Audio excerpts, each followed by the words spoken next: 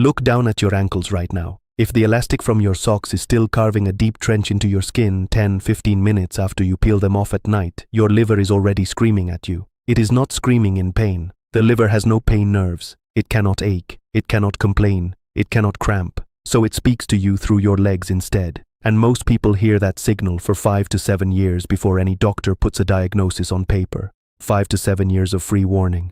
And nearly everyone waves it off as standing too long, eating too much salt, or just getting older. Let me be direct with you. Your legs are the loudest medical chart you own.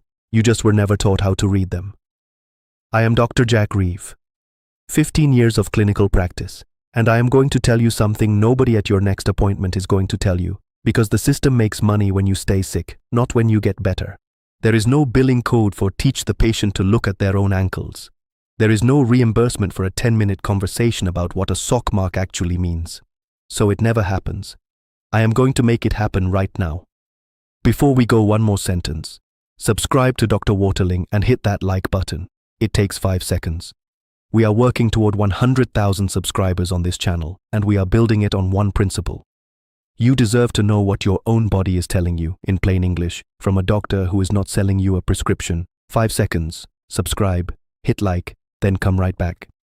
Here is the myth I need to demolish in the next 30 seconds. When your ankles swell at night, the first thing you hear, from friends, from the internet, sometimes from a rushed doctor, is that it's your heart, or it's too much salt, or it's just your age. That is wrong. That is incomplete. That is the kind of answer that buys you a prescription and costs you 5 years. The most common early driver of soft end-of-day ankle swelling in adults over 50 is not cardiac. It is hepatic. It is your liver failing to produce enough of a single protein called albumin, and the fluid in your blood is leaking out into your tissues through vessel walls that can no longer hold it. That is not a metaphor. That is physiology. Full stop. Your liver performs over 500 separate functions every single second you are alive. We are going to focus on 2 of them tonight. First, the liver manufactures a protein called albumin. Albumin simply means the main protein floating in your bloodstream whose job is to hold fluid inside your blood vessels. Think of albumin as a net that keeps the fish inside the pond. When the liver is overloaded, by alcohol, by sugar, by fat quietly accumulating inside the liver cells themselves, it produces less albumin. The net gets holes, fluid leaks out, and gravity pulls that fluid exactly where you would expect it to go. Down, into your ankles, into your calves, into the soft tissue between your sock and your shin bone. Second, the liver is a filter. Every single minute of your life, 1.5 liters of blood pass through it. That is 3 large mugs of water. Every minute. For 60, 70, 80 years without a single day off. When that filter clogs, the waste products it was supposed to neutralize, bilirubin, bile acids, ammonia compounds, spill back into circulation. And the very first place they show up visibly is in the thinnest skin, with the densest capillary network on your body. That is the skin on your lower legs and feet. Your legs are the screen where your liver broadcasts its status report. One more term, fibrosis. Fibrosis simply means scar-like tissue slowly replacing normal working liver cells. It is silent, it is painless, and it takes years to develop, which is exactly why the signs we are about to walk through matter so much. They show up long before fibrosis is advanced enough to register on a scan. That is not an exaggeration. That is data from published clinical studies in hepatology journals. Before we continue, there are symptoms that should send you to a doctor tomorrow morning, not to a YouTube video. Know these 3. 1. Bright yellow whites of the eyes. Not a subtle tint. Obvious yellow that your spouse noticed before you did. 2. Dark brown, tea-colored urine combined with pale chalk white stools. 3. Sudden swelling of the abdomen that was not there a month ago. If any of those 3 apply to you, close this video and make the appointment. If none of them apply, you can breathe. We are talking tonight about the whispers, the early signals, the 5-year warning. The 7 nighttime leg signs. There are 7 signs your legs show you at night, not 4, not 10, 7. Each one corresponds to a specific mechanism inside an overloaded liver. I am going to walk you through all 7, with a self-test for each one that you can do tonight on your own couch. Sign 1. Evening ankle edema, the sock trench. Sign 2. Spider veins appearing on the calves and shins. Sign 3. Nighttime itching with no visible rash. Sign 4. A faint yellowish tint on the soles of the feet. Sign 5. Violent calf cramps that jolt you awake at 3 a.m. Sign 6. Darkening of the skin in the folds, knees, ankles, armpits, neck. Sign 7. Changes in the toenails that most people blame on fungus or age. 1 sign means very little. 2 signs is a conversation. 3 or more is a blood test and an ultrasound. Write that down somewhere, you will see it. Sign 1. The sock trench morning, your ankle looks normal. By 8 p.m., you peel the sock off and there is a deep groove on your skin that refuses to fade for 20 minutes. Not 5 minutes. 20. Here is the self-test, and I want you to actually do it tonight. Sit down, cross one leg over the other, find the inner ankle bone. Press your thumb firmly on the skin just above that bone. Hold for 15 full seconds. Count out loud. Release. Look. If the indentation, we call it a pit, stays visible for more than 5 seconds, you have subclinical edema. If it stays for 10 to 15 seconds, that is significant. That is not a maybe, that is a physical finding.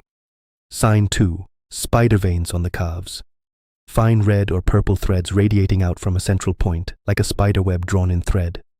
People over 50 wave these off as cosmetic. That is wrong.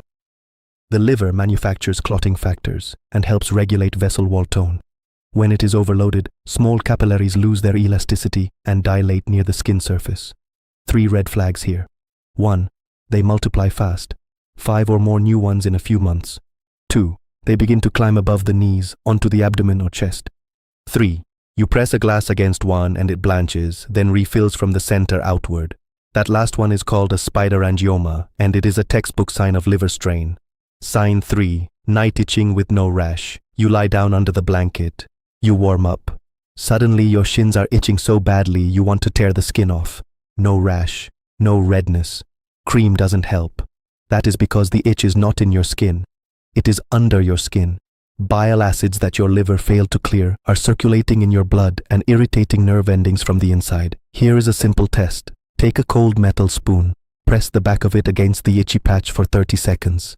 If the itch comes with cold and returns when you warm up again, that pattern is classic hepatic itch.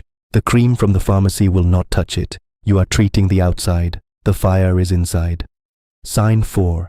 Yellow soles. Not the dramatic jaundice that puts someone in a hospital bed. A faint, easy-to-miss yellowish cast on the soles of the feet and in the hollow behind the knees. You will not see it on yourself because you look in the mirror every day and you get used to every small change. Your spouse will see it. Your daughter will see it. A cousin who has not seen you in 6 months will see it in 1 second. Do this tomorrow morning. Stand by a window in daylight. Never under a yellow lamp, because the lamp itself will fool you. Lift 1 foot. Compare the color of your sole to the color of your palm. In a healthy person, they are the same pinkish tone. If the sole is clearly more yellow, that is bilirubin depositing in your skin.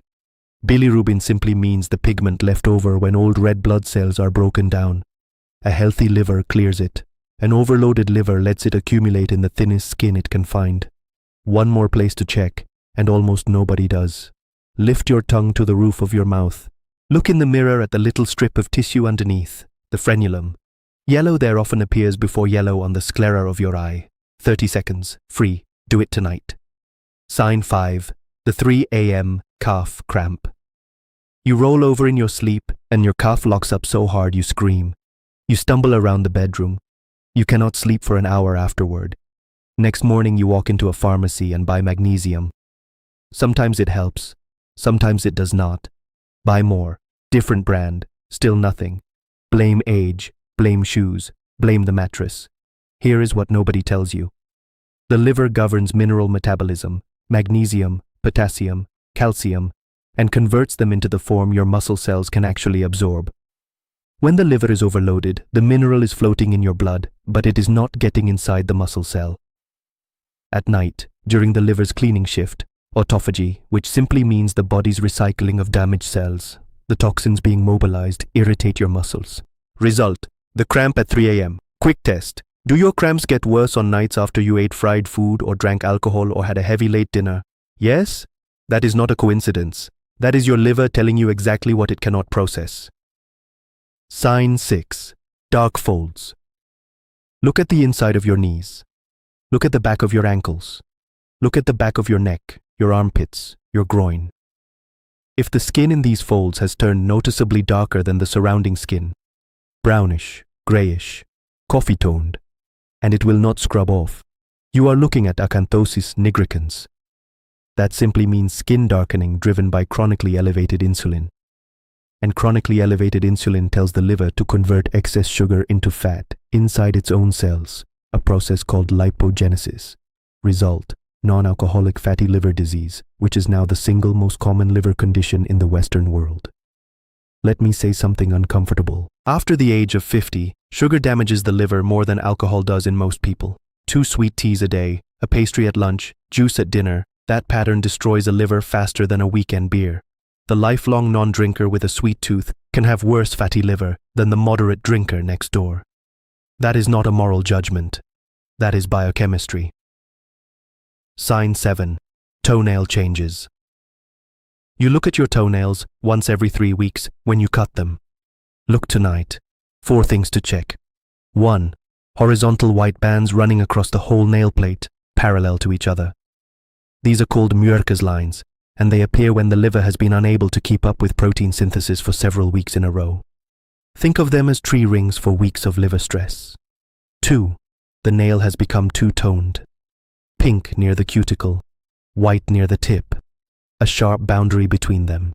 That pattern is called Terry's nail, and it is strongly associated with chronic liver disease. 3. The nails have become thin, brittle, peeling at the edges like old newspaper. The liver manufactures the building blocks for keratin. No raw material, no strong nail. 4. The white half moon at the base of the nail, the lunula. In a healthy person, it is clearly visible on the big toe and takes up about 1/5 of the nail. Has yours disappeared entirely? Or the opposite, ballooned huge across almost every nail? Either direction is a flag. 2 or more of these 4 signs warrants a blood test for total protein and albumin. The test costs almost nothing and will tell you within 24 hours whether your body has the building materials it needs. Let me tell you about a patient I will call Anatoly. Anatoly was 58 years old when his wife finally dragged him into my office. He was a solid, self-sufficient man, not a complainer, not a pill taker. He had been building and fixing things with his hands for 40 years. The kind of man who considered a doctor's visit a small personal defeat. His complaints, in the order he gave them. His socks had been leaving deep marks on his ankles for about 2 years. He thought it was from standing too long.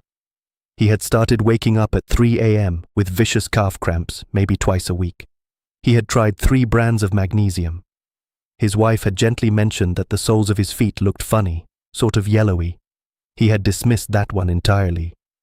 But the thing that finally brought him in, the embarrassing one, was the itching. Every night, under the blanket, his shins itched so badly he was scratching himself until he bled through the sheets. 3 dermatologists had given him 3 different creams. None worked. One of them had told him it was probably stress. I asked him one question that nobody had asked him yet. When does the itching get worse? He thought about it for a long moment. Then he said, honestly, the nights I've had a couple of beers and something fried. His blood work came back the next day. Bilirubin slightly elevated.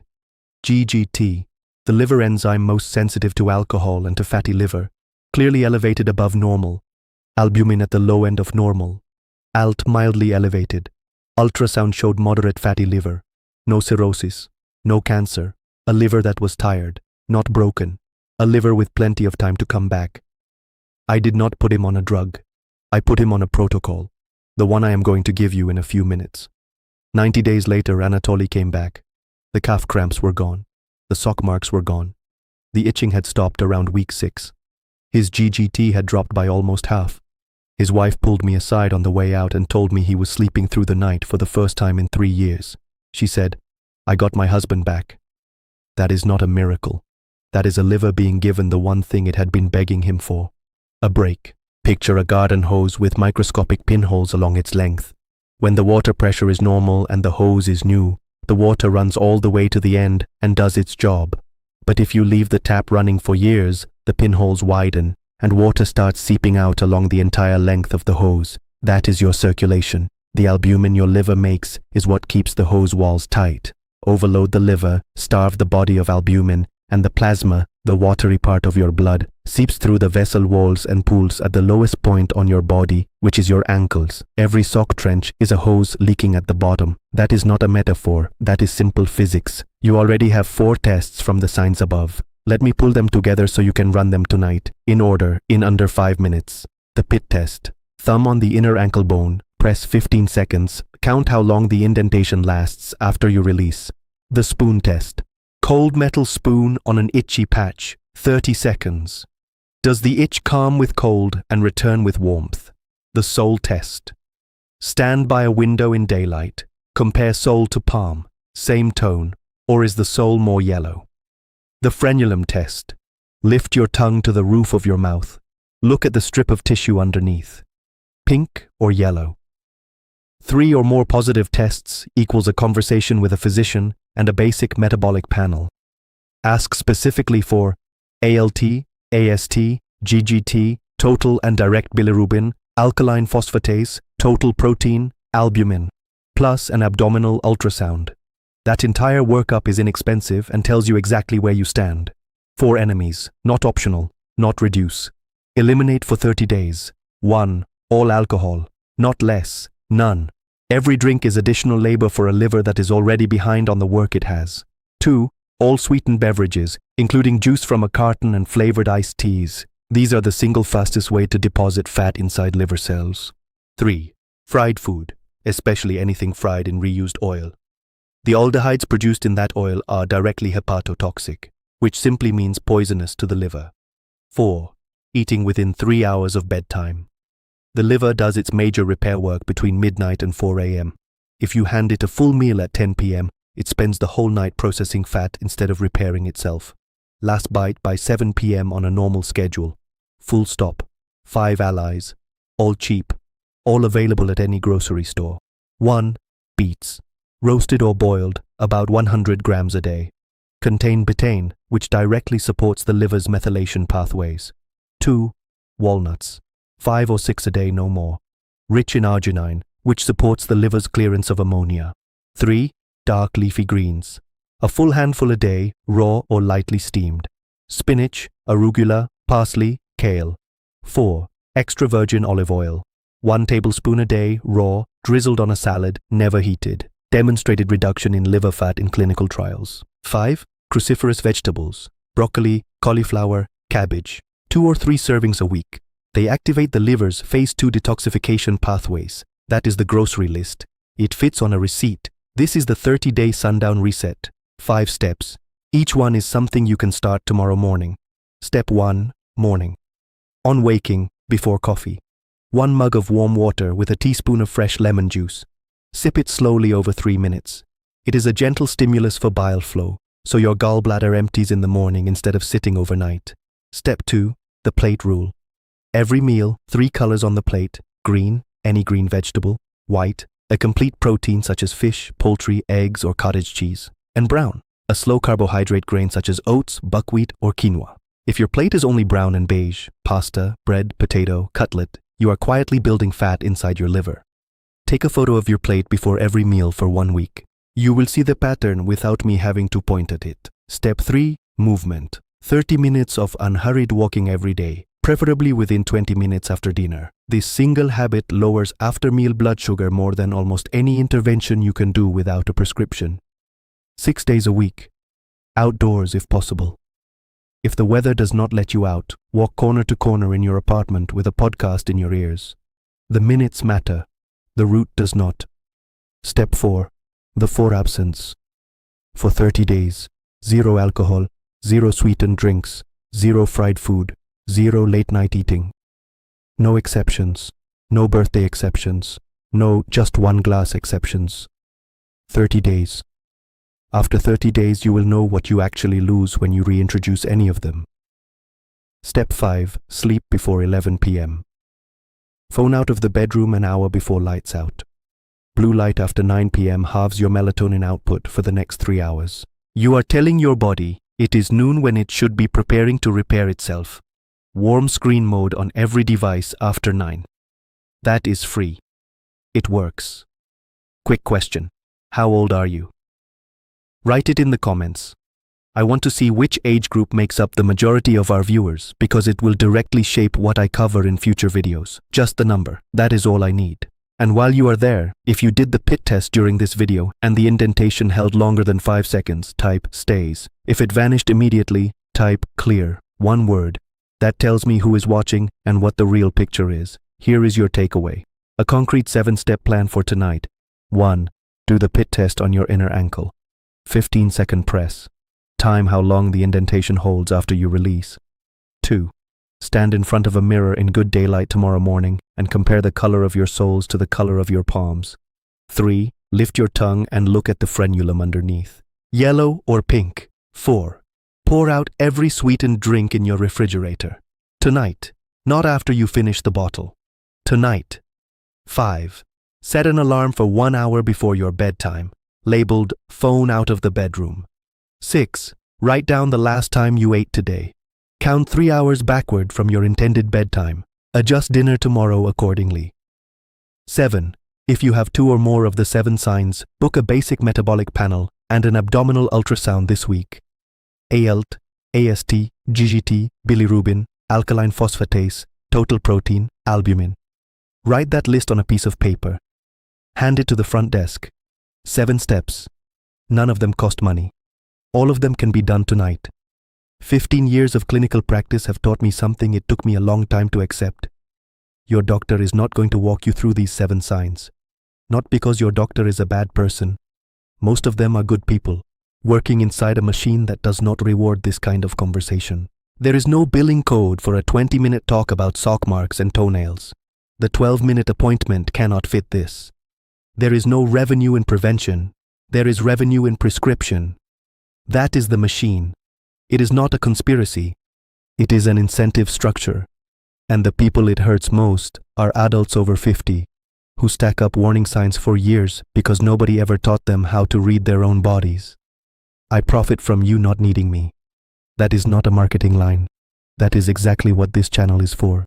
If you learned something tonight, subscribe, hit the like button, and forward this to the person in your family who takes off their socks at the end of the day and winces at the deep marks on their ankles. They have been waving it off for years. They deserve to know it matters. Sometimes that is how families save each other. We are building toward 100,000 subscribers on this channel, and we are doing it 1 ankle at a time. Your body is not broken. It has been speaking to you. Tonight you learned its language. I am Dr. Jack Reeve. Look at your legs more carefully than you look at your phone. See you in the next one.